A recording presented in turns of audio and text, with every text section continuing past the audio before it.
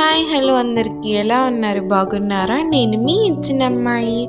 ఈరోజు మనం చియా సీడ్స్తో పాయసం ఎలా చేయాలో చూసేద్దామా? మొదలు పెడదామా? ఫస్ట్ మనం కొన్ని చియా సీడ్స్ తీసుకుందాము. అలానే కిస్మిస్ కూడా తీసుకుందాము. ఆ తర్వాత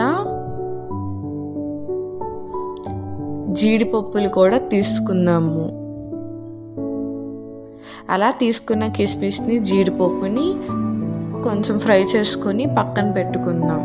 అలానే కొన్ని పాలు తీసుకుందాము. స్టవ్ వెలిగించి మూకిల్లోకి నెయ్యి వేసుకుని చియా సీడ్స్ని యాడ్ చేసుకుందాము. అలా యాడ్ చేసుకున్నాక గట్టితో బాగా తిప్పుకోవాలి. అలా అయిపోయినాక పక్కన పెట్టుకుందాం. ఆ తర్వాత మళ్ళీ స్టవ్ వెలిగించి గిన్నె పెట్టుకుని కొన్ని పాలు పోసుకుందాం.